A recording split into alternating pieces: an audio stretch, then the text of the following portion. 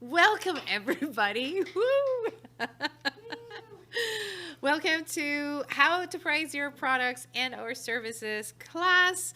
I think I know a lot of you already. If you are watching from home, my name is Karla Briones, and I will be teaching about how to price your products um, for the next, I would say, the next 40 minutes in total.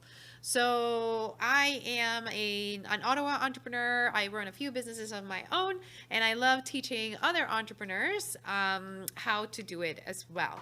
So I'm just going to get into it. Have you ever heard a business owner with great sales? Perhaps this is yourself, perhaps this is somebody else that you know, but they have amazing sales. However, they're complaining that they still can't make any profit. And believe it or not, this is more common than you think. And unfortunately, the culprit is always going to be that the entrepreneur has the wrong pricing. And I am going to go through this presentation and teach you how to come up with a pricing that is going to help you keep running your business and also hopefully pay yourself as well. So as I mentioned, the first step, so it's going to be always the wrong pricing, but the first step to figure out how to properly price your product is going to determine how much you are paying for the products in order to make the product that you're selling, or the services that you're going to be selling. So always calculating the costs that it costs you to create what either you're selling or what you're providing, and to always, this is a part that a lot of us can struggle with, always keep monitoring those costs, because these costs, especially nowadays, with prices increasing for everything, cost of living, the prices are also increasing for running a business. So keeping a close eye on your costs and increasing accordingly if the prices for your products keep increasing is going to be very important. Yes, a question.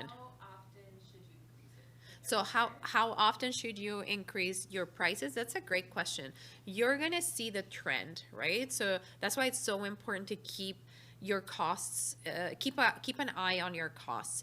If you find that your costs are increasing month over month, or every time you make a purchase, or every time you reorder something that you need to sell, then you are going to have to increase your pricing. And I would say actually make an app, like keep an eye on that and reassess your pricing, especially nowadays with prices really increasing fairly quickly. I would recommend you reassess at least every 6 months and ask yourself every 6 months, based on the costs that continue to go up and they're not budging, I may have to increase my pricing. So I will teach you a way to increase your pricing, especially for your most loyal customers, because you want to make sure that they don't get that sticker shock. But yeah, so it's a great question. How often should you revisit your pricing? I'd say keep an eye on your costs every month, or as often as you can, and every 6 months reassess what how much you're paying for the things that you need in order to keep running your business, and then make that decision if you need to increase your pricing or not. Now, in terms, so we said, keep your costs at bay, know how much you're paying for all of the products in order to stay in business. And then the other step in figuring out how to price your products is to decide what profit margin you want to make on every sale. And I'm going to go into this in just a second. So there's going to be 3 components to calculating your pricing, or to deciding on what you're going to price your product. Component number 1 is going to be cost calculation. Component number 2 is determining what profit margin is the one that you should be operating at, not what you want. It's usually what you should be operating at. And then the third one is choosing the right the right pricing strategy. And I'm going to go through all of them in just a second. So cost calculation there's going to be 2 different types of costs when you're running a business, always and forever. The first type of cost is going to be your direct costs, or the terms that are used interchangeably. So it could be either called direct costs or cost of goods sold. And if you're not familiar with these terms, you're probably going to hear a lot of accountants, or if you have an accountant or a bookkeeper, they're going to refer to these costs as COGS for short, right? So cost of goods sold. So these are basically the direct costs that refer to the different products and ingredients, if you're a baker, that you need in order to sell what you're going to be selling, right? So this is going to be cost of materials and labor that are directly associated with the product that you're going to be selling. Okay, so these are like the direct costs of the product or service that you're producing in order to sell. The other type of costs that you need to keep in check is your indirect costs or your operating costs. Again, these terms are used interchangeably for the same thing. So these particular costs are the indirect costs that are not necessarily associated with the product that you're selling or the service that you're providing. And this could be, any cost on top that will be helping you to maintain and run your business. So I'm going to go into more detail. Oh my God, excuse my slides. They kind of get funky after I converted into Google Slides. It was a PowerPoint presentation, so I went into Google Slides. So my apologies. But anyways, so your direct costs, as it say, the most common examples are going to be your manufacturing supplies, equipment, if you need that equipment, or if you're selling that equipment, raw materials, labor costs, shipping costs. This is super important. Packaging, fuel consumption. Again, these are going to be the direct costs associated with the product or the service that you're selling. And simply put, it's anything. I'm going to sound like a broken record, but I just want to make sure that this really lands. It's anything you do or use to produce the finished product. Ingredients, materials, parts, inventory, packaging, your labor. This is super important.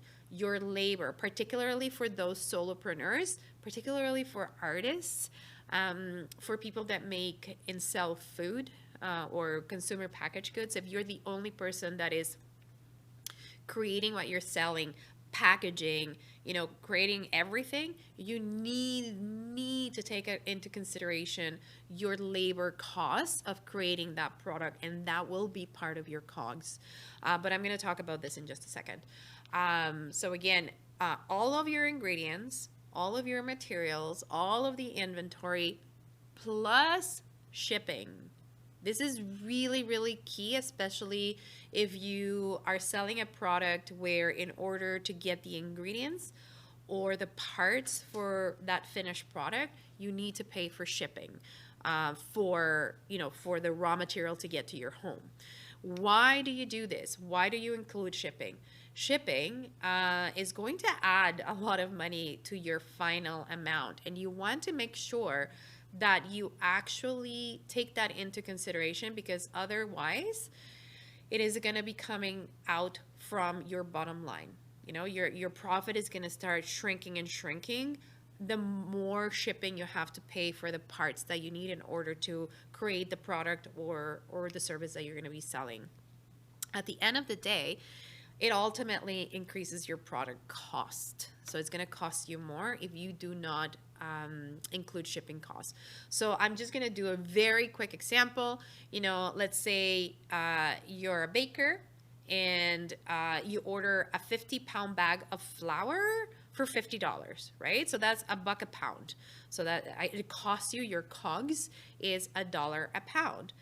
However, let's say it's a fancy schmancy flour that you can only get for a specific or at a specific place, and they charge you $25 to ship that to you. So all of a sudden, that pound of flour that was costing you $1, once you add the shipping, it truly is costing you $1.50, so $1.50 per pound. So it increases, it really truly increases the price of your product or the cost of your product. So you always have to take into consideration your shipping costs.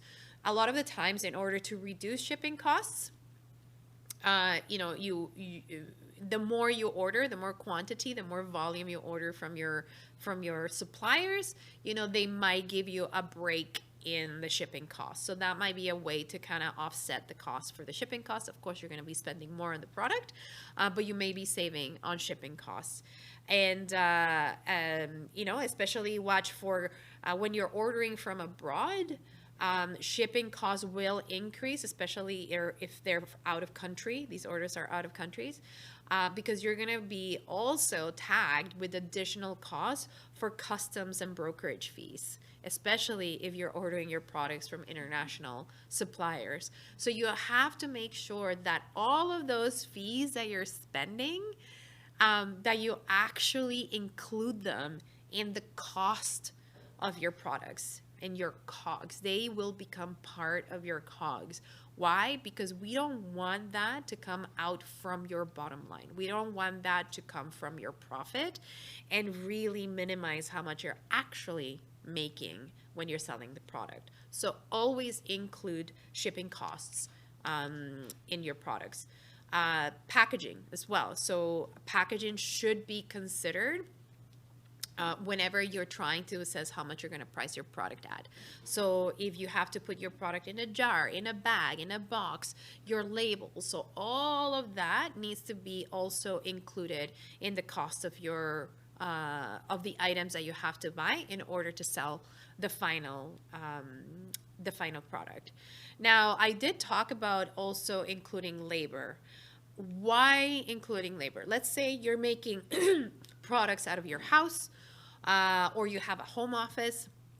You have to include labor, and this is particularly for those solopreneurs. So for those people that are a one-person show, you know, if you're a beater and you do your own earrings, or you sell, you're the only one doing the earrings, or you're a caterer and you're the only one doing the catering in your company, you have to include labor, because if you don't, you're going to lose most of your margin when you either hire somebody to help you, when you, let's say, move out from your home to a kitchen and have more staff, or, you know, to a shared kitchen, you're going to be losing a lot of your gross margin, because you're going to have to pay others to do the work so that you can focus on other things.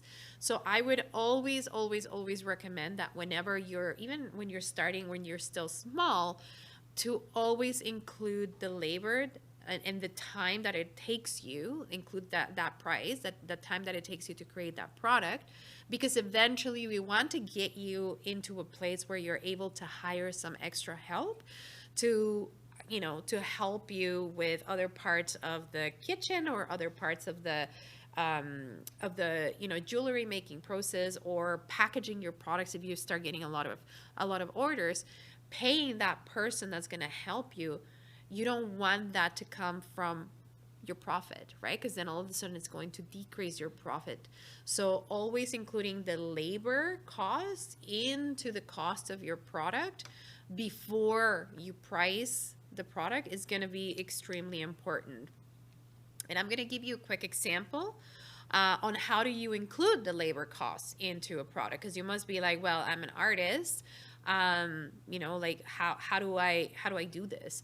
So let's say, you know, you're an artist and you have a big order, or you're preparing for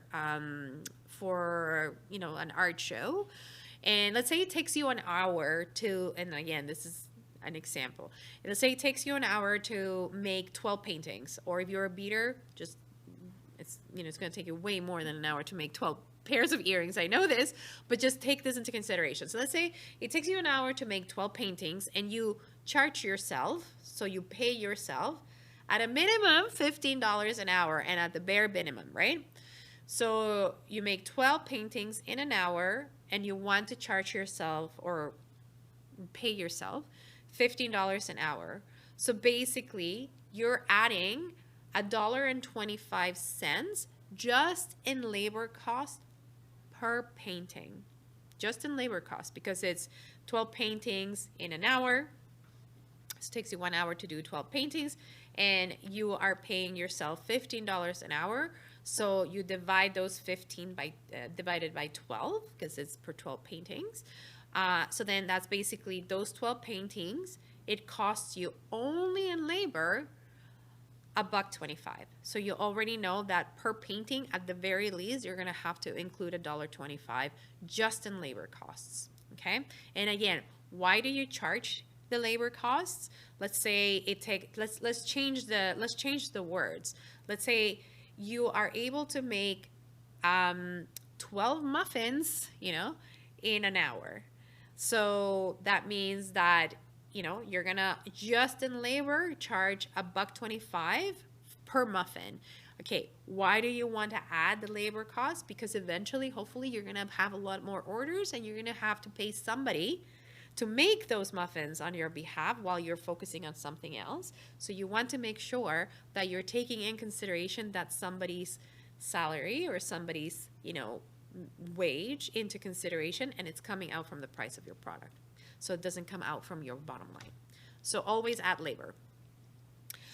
Super important, always track the changes of your COGS. Always track your price increases, because when your ingredients, your inventory, your packaging, and labor increase or decrease if you're lucky, but they won't. Nowadays is more like the trend, it's trending up. Your total product cost is going to change too. And in some cases, you can swallow the increases, especially if you know that they're temporary. But in other cases, you're actually going to have to increase your prices. And we've seen it ourselves as consumers. We go to a restaurant and things are more expensive. We go to the grocery shop and things are more expensive. So don't be afraid to increase your prices according to how quickly your COGS, your cost of goods sold, are increasing as well. Don't be afraid to increase your prices, because otherwise you want to make sure that you're not losing money from your bottom line. Now, indirect costs. So remember how we have direct costs, or your COGS, which I just spent talking about. And then we also have our indirect costs that we need to really keep at bay, and we need to keep monitoring to make sure that it's, our bottom line is not suffering. And indirect costs is basically operating costs. So the common example of indirect costs are going to be your rent, office supplies, technology in order to keep doing your business, marketing or advertising campaigns to promote your products, some insurance costs. So again, these are going to depending on the type of business that you have, right? So these are indirect costs that are not necessarily directly associated to the product or the service that you sell. And just so that it's super clear, some examples: if you have a baking business or like a catering business or a food business, and you're taking orders, some of your direct costs are going to be your cake ingredients, packaging, labels, so on and so forth. Some of your indirect costs is probably going to be the rent of your commercial kitchen. Perhaps you have like a very, very, very part-time helper to help you deliver the product, right? So that's an indirect cost because it's not necessarily associated with making the product. Delivery costs, so on and so forth. And then if you have a service-based business, then let's say it's an accounting or a bookkeeping business, your direct costs are going to be your accounting software, because without that software, you're not able to deliver the service that you have to deliver. This is important. Salaries of your in-house accountant. Why? Because without them, there is no business. Like without that manpower, because it's a service-based business, without that manpower, there is no business. So you have to consider that as well as your direct cost. And then payments for freelance accountants if need be, if you're outsourcing. And then your indirect costs is everything else. Your advertisement, utilities, cleaning supplies. Maybe you have a virtual assistant that's not necessarily directly associated with providing the service. Office supplies, insurance, benefits, if you have a benefits program, so on and so forth. So hopefully by now, the difference between the direct and then the indirect costs are clear. Because what happens, I'm not going to go through this. because what happens at the end of the day, you have to make sure you really need to know how important is going to be to not just monitor and kind of loosely know how much you're paying, but to actually record those costs, to actually have either an Excel sheet or a Wave accounting system or a QuickBooks system where you're able to really monitor the expenses, where you're able to monitor how your direct expenses and your indirect expenses, they would be in two different categories. Because at the end of the day, when you have really accurate financial information, it's going to help you run your business properly, and it's going to help you assess if you need to increase your prices or not. So first of all, knowing what direct and indirect costs are, and also keeping and recording that information and monitoring it on a regular basis, it's going to be extremely important to really run your business smoothly.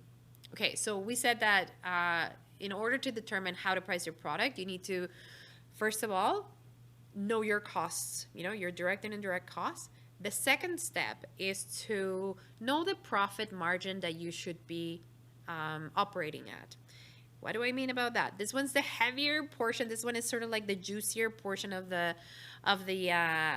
presentation. So stay with me. It's gonna be there's gonna be an aha moment towards the end of this portion, but just stay with me right now.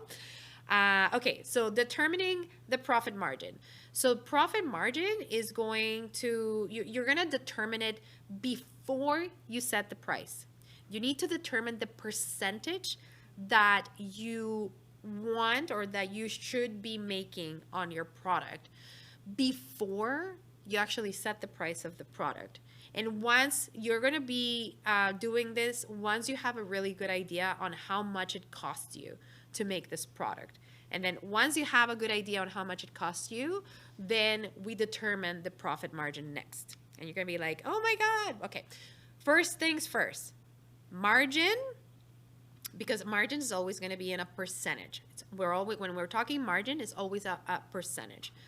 But super important to highlight is that margin is not the same as markup.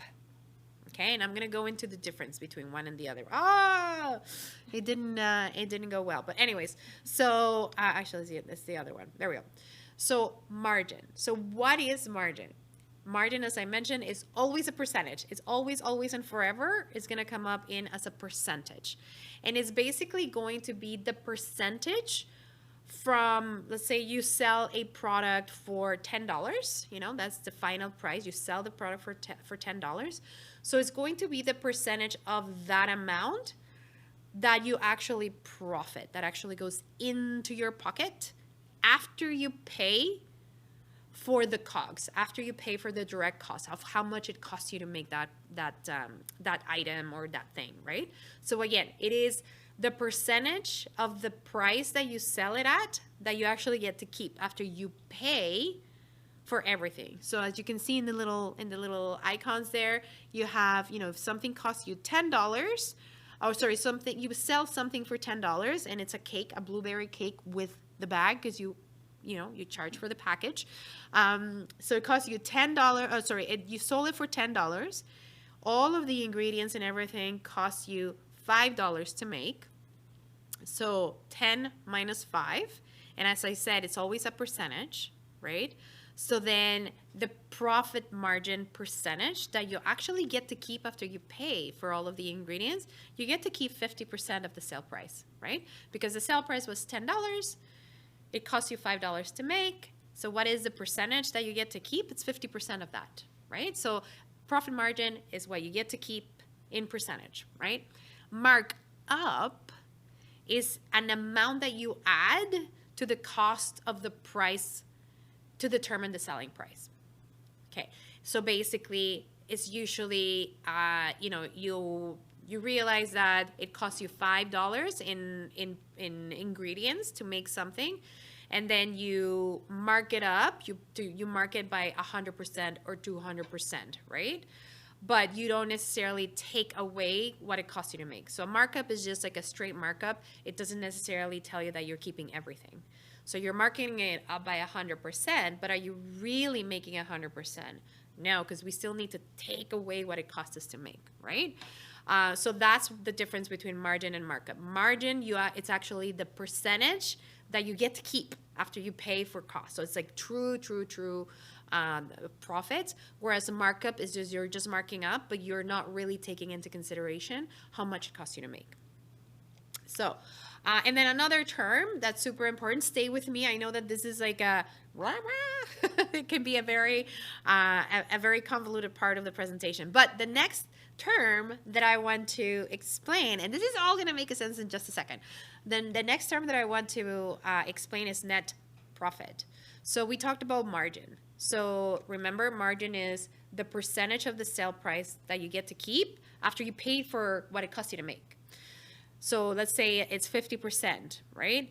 So from that 50%, we still need to deduct your operating costs, your taxes, your building maintenance, your subscriptions, your marketing, your accounting, your salaries, your insurance, your blah, blah, blah, and everything that it costs to run a business.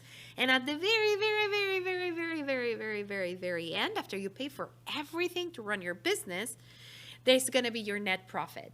Hopefully it's going to be a black net profit and not a red net profit, right? It's going to be a percentage. So basically, from the sale price, you're going to deduct how much it costs you to make, right? It's going to give you a percentage. And then from there, you're also going to deduct your rent, your taxes, your subscriptions, your marketing, your accounting, your salary, everything. And then at the very, very end, it's going to be your true net profit. That is the true net profit of how much the business is actually making after paying for absolutely everything. Okay, so it's going to make sense. All of this is going to make sense in just a second. Now, the beauty of all of this is that there is a website that's called Canadian Industry Standards. And what it is, it's information from businesses from all over Canada in different industries that the government of Canada got all of this, all of their sales information and their expenses and everything, and then they created averages. So a business in a particular industry, on average, spends this much in direct costs, indirect costs, and the beautiful thing is that they also give you margins, so profit margins per industry. So I'm going to go onto the website right now. Hopefully you'll be able to see it here on my screen. It's a little bright on this room, but and I'm gonna show you. Can you see? Kind of. Okay, so let me just see if I can make it bigger. Oh, there you go. There we go. So this website's awesome. Let's say you own you can research any type of business in here. But let's say you own a catering business, just for ease of use. And I'm going to go here. And so open food and beverage services or accommodation and food services. And then there's all of these different businesses that they have information about. So let's say you own a catering company. So you click onto catering. And you're going to go into financial performance. So basically what this is telling you here on this website, it's telling you that based from 2020 numbers in Canada, from all the catering companies that the government researched, the average revenue of a Canadian catering company is $355,000, and 60% of them are profitable. So when you go into financial performance, you go into percentages. Remember how I was like, we should really look at percentages for profit margin because profit margin is always a percentage. So we go into percentage. And what this tells you here, it's going to be a lot of numbers and it can be a little intimidating to see all of these numbers here, right? But I'm going to teach you how to read this. So it's telling you that this company, or sorry, the government, the data year is actually from 2021 for caterers of all over Canada. And they're telling you that the government actually researched 3,521 catering companies. And over here you have all of these columns here. And basically it's telling you that this is the average. These are the numbers from these 3,500 companies that they research. The column over here is going to tell you the average of all of those over 3,000 companies. These ones are going to give you the information about the catering companies that are doing bottom, that are doing the worst. And these are the ones that are doing the best. And these are kind of lower middle, upper middle. Just for the sake of this presentation, I'm going to tell you the average as a whole. So over here, and this is, remember, it is a percentage. So we're looking at percentages. So it's telling you that on average, from 100% of revenue that on average a catering company gets, so 100% of the revenue, so from all of the revenue that they get, on average, their direct costs, so their COGS, their direct costs, on average, is about 45% of the revenue. So let's say they sell $1,000, just for ease of use. That means that 45% of that $1,000, it's going to go to pay for their direct costs. Like, this is how much they're spending just in their direct costs, just in their COGS. Like, and then it goes further into breaking it down. So some wages, so they do include some labor here. It's 9%. The purchases material, so this is basically their direct ingredients. It's about 36% of the revenue. And then indirect costs, so to continue their business, so not necessarily associated with the products that they sell. So, you know, some commissions, amortization, oh my God, I hate this word. Amortization, there we go. Repairs, rent, utilities. Their indirect costs are usually about 52%. So start adding up, right? So from 100% of the revenue, 45% goes just on direct costs, almost 53% goes to pay for indirect costs. And after they pay for absolutely everything, including their own salaries, they net profit just under 2% of their entire revenue, which is very teeny tiny. This will probably not be a big surprise for people that are in the industry. The food industry is known for having very, very, very tiny net profit margins. Okay, but I want to make sure that you understand, as I mentioned, wages and labor are already accounted for, right? So this is assuming that you're already paying yourself a salary. Let's say you're just one person, all of that goes to you. And then after you pay for absolutely everything, then this would be your net profit, okay? One thing that I really want to, and the reason why we're here, that I want to point out in this chart is that if you keep scrolling down, it's going to tell you what is the gross margin that the caterers usually work at. So it's already telling you that on average, the catering industry is working on a 54.7% profit margin. This is an average. So it's already telling you that the margin that you should be looking at to price your products at a minimum should be 54%. Okay, so it's already providing you with a blueprint. And then you're like, okay, so now I have the margin. So how the heck do I how do I know how much to price it at? At least you already know the margin. You already have a really good idea on at the very least what you should be pricing, or what margin you should be using in order to price what you're going to be selling. Okay, so again, all the information is already here. For those of you that are like, well, I don't know what to price my products are, do this exercise. Try to find something similar, a business similar to yours, or the industry that is the most similar to you, and then go and take a look. What is the profit margin that this particular industry is normally operating at? Okay, so hopefully this is useful. I'm going to go back to the presentation. Here we go. There's going to be popular reports as well. So the link is in this in the slides that they're going to be posted in the members area. So when you take a look at the popular reports link that I put in there, there's going to be popular reports depending on the business that you have. You know, residential buildings, plumbing, electrical. If you have a carpentry business, painting. If you have a bookkeeping or payroll business. You know, engineering, full service restaurants, catering, beauty salons, childcare, depending on what type of business. There's more, but these are just some popular reports so that you're able to take a look at them quickly. You're going to be able to see what margins they're operating at. Okay, so moving on.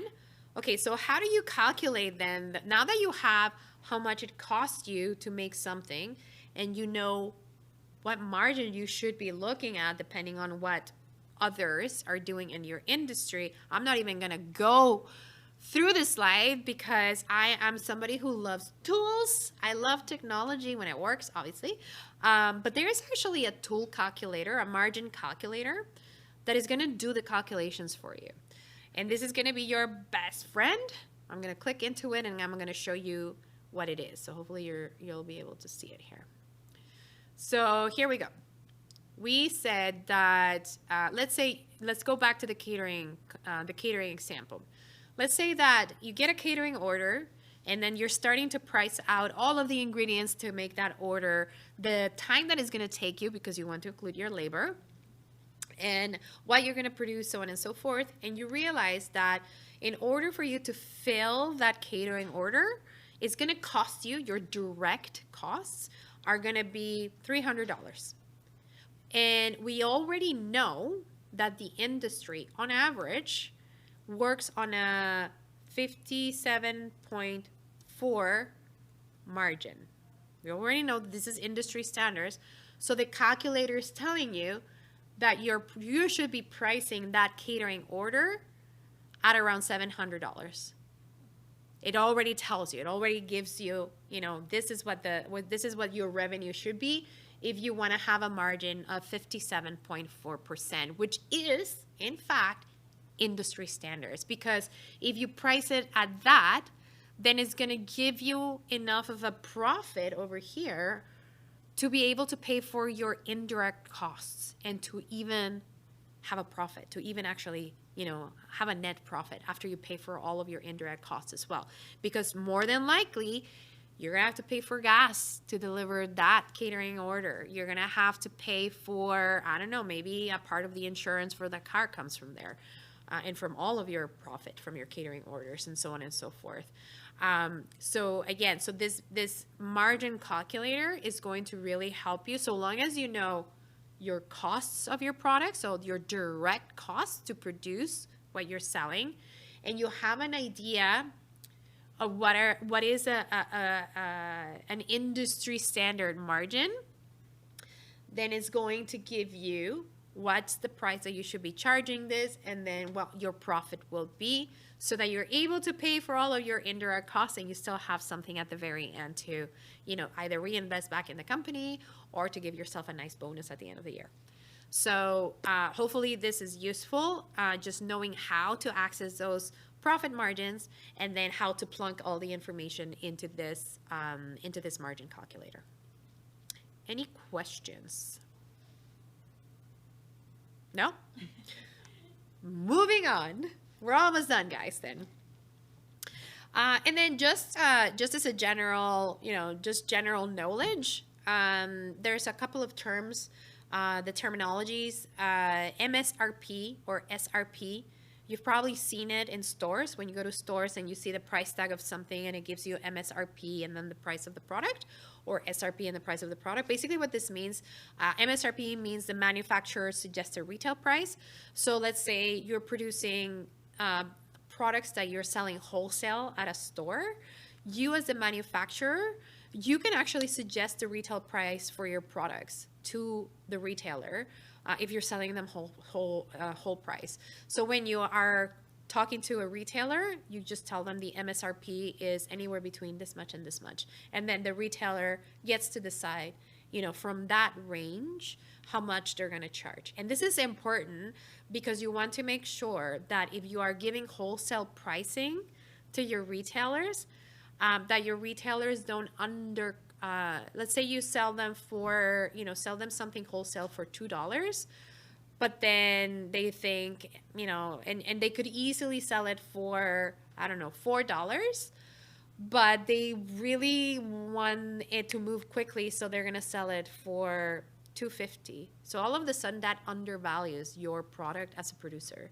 So you have to let the retailer know, as a manufacturer, what's the range of how much they should be selling your product, so that they don't undervalue your product, or they don't put it too expensive so that your product doesn't move and doesn't sell and accumulates dust, and it also undervalues your product, right? Like it will just, not moving that product is not going to be good on your brand either. So you can give them an MSRP. That's just for general knowledge. So at the end of the day, so we said, you look into your direct costs and indirect costs. You come up with the margin, the profit margin percentage, and then you come up with the pricing. And then the next step, it's going to be, well, what is my pricing strategy? Because it's not just that. Then you're actually going to have to do a competition analysis. So take a look at your competitors. What are your competitors charging? What is the quality and the experience that you have? Because, for example, if you're an artist, this is very true with artists. If you're an artist that is well known, then you can actually charge more for the product, because it's the perceived value as well has a price. And also take a look, very importantly, at who's your ideal client, who's your sweet spot clients, and can they afford the price that you're putting? Can they afford more, than what potentially the margin told you? If you are targeting a pretty upscale clientele, can they afford more? And so this is where you really need to this is the subjective part of pricing your product, because you really need to make a very educated decision on, should I increase it or should I decrease it, depending on your clients, depending on your quality, your experience, and then also what your competitors are doing. I'm going to give you some averages just very quickly. In the food industry, we saw usually 40%, between 30 to 40% profit margin to price your products. It's a good number. Let's say you are crafting, you're producing crafts, earrings, jewelry, so on and so forth. Again, this is in addition to, or as an alternative way to price your products. Usually take your COGS plus your labor, and always include your labor. So take your COGS plus your labor, and then you mark it up, right? Now, this is not using margins. This is a different way of doing it. You mark it up, or you multiply it times 2.5 or 3 if either you're selling direct to the consumer, or if you're, usually when you're selling direct to the consumer, if you're in a craft show, so on and so forth. Let's say you have an Etsy shop, right? An Etsy shop where the Etsy shop charges you as an artist a commission or a percentage of the sale. So if you're selling on Etsy, then you are going to consider COGS with your labor costs, and then you're going to add also the Etsy fees and the PayPal fees, and then you're going to times it 2.5, 3. And again, this is where you need to assess, what are the competition on Etsy, how much they're charging, so on and so forth. Don't be too held up on the competition, because a lot of the times it's also going to depend on how you market yourself and how you value and the perceived value of your products. Let's say you are selling to a boutique, and the boutique wants to buy wholesale. They want a discount because they're going to buy in bulk. So usually if you're selling a goods or a craft, then the wholesale pricing would be COGS, so your direct cost of producing plus your labor, and you're going to times it 1.5 to 2 because where you're going to make the money is in the volume. And you want to make sure that when you're selling wholesale price, that you as the manufacturer or the seller, you get to decide the minimum purchase. So it's not like they can buy one or two at a wholesale price. You want to make sure that it's worth your while, that at a minimum they're spending, in order to get the wholesale price, they're spending at a minimum X amount of dollars, so that it's worth the discount, or number of pieces, or volume, so on and so forth. Just make sure you don't cut yourself short, so that it's worth you giving out that discount, because you're going to make the money on the volume, on the number of units, or the amount of money that you're going to sell at a minimum every time they order from you, so that they're able to benefit from that discount. If you're consulting or coaching, if you're providing a service, especially if you're consulting or coaching, it gets very, people don't know how to charge for their services or for their time.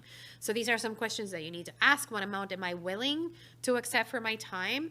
How much people are actually willing to pay me? And what range can the market afford? Like, what is the going rate for somebody like me? There's a little formula that is like a good starting formula that I recommend, especially if you're going to be charging by the hour. If you're gonna be a business coach or a life coach or some sort of hourly rated consultant, then take your most recent salary or your ideal salary, let's say $100,000 a year. That's how much you want to make. Then you're gonna divide that salary by 50 weeks. You know, because you're gonna take out 2 weeks of vacation. So just divide the salary by 50 weeks, and that's going to give you your rate in just a second, or it's going to give you a number per week. But then that number, you're going to divide it by 40, because there is an average of 40 hours per week. And then the number that you get, you're actually going to multiply by 3. So why multiply by 3? And the answer is, you would get, so if you divide the 50 weeks by 40, it would give you 50. So it would give you $50. But then you want to multiply those $50 by 3. And that would give you your hourly rate at $150 an hour. Why do you multiply it by 3? Because realistically, you're not going to be billing a client all the time. You're not going to be working billable hours, 8 hours a day, 40 hours a week for 50 weeks of the year. That's impossible. Because you also need to do admin work for your business. You need to advertise for your business. You're going to be doing unbillable work. So you're multiplying by 3 to give you that padding, right? To give you the padding of the time that you're not necessarily going to be working billable hours. So that's just a very loose way, like starting point if you are looking to bill by the hour, if you're a consultant or a coach looking to bill by the hour. Some useful tools, again, I'm going to share the slides, and it should be available in your members area. But there's a tool for everything. I told you I'm a tool addict. I love tools.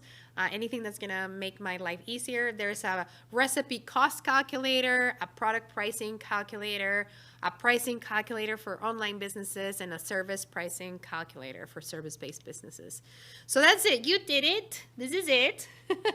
Pricing is always going to be a process. It's going to require, first of all, to keep always a tabs on your costs. You're going to have to tweak. You're going to have to test. You're going to have to change. You're going to have to compare. So it's never a straight line when it comes to pricing your products. Never underprice your products. Please, please, please don't undervalue yourself. Don't underprice your products. You are worth every single dime, and your products are worth every single dime. So just make sure that you are strategic about how you price them, so that you can, benefit from making money out of your business. Because at the end, this is why we went on business. Any questions? Yeah.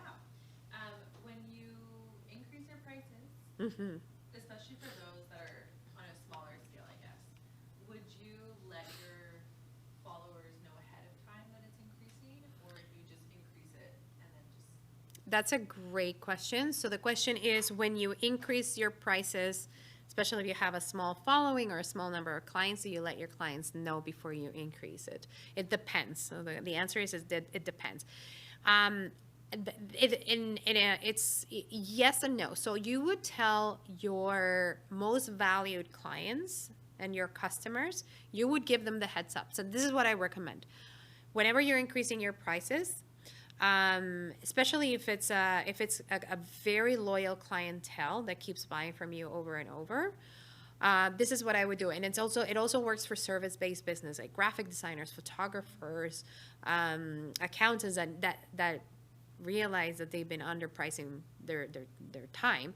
Eventually they're going to have to increase their prices. So, and they probably have customers that are very loyal.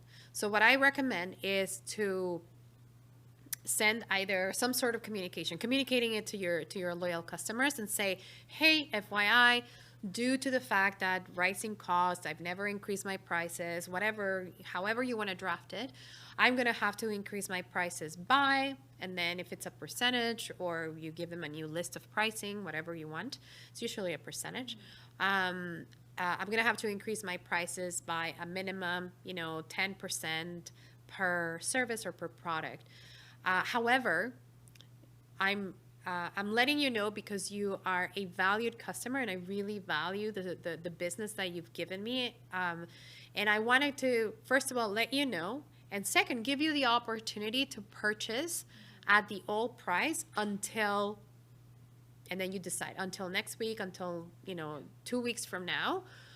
So I'll give you the opportunity to buy at the previous price until, let's say, 2 weeks from now.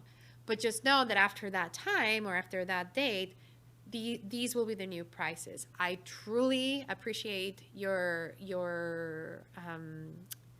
business, and I wish that we continue, with this relationship. All the best, blah, blah, blah. And usually what happens is that, people send that email and they kind of like close their eyes because they're like so stressed about people are going to be pissed off and I'm going to lose business. You won't because you're doing it in a way that you're giving them enough notice. And that you're giving them the chance to buy at the previous price, but then you're also being firm, starting from this date, these are the new prices. Yeah. Okay. Yeah, so usually people are really cool with that. If you lose customers, you're probably losing the customers that you want to lose. Mm-hmm. The customers that are not appreciating your time. Okay. Yeah. Any other questions?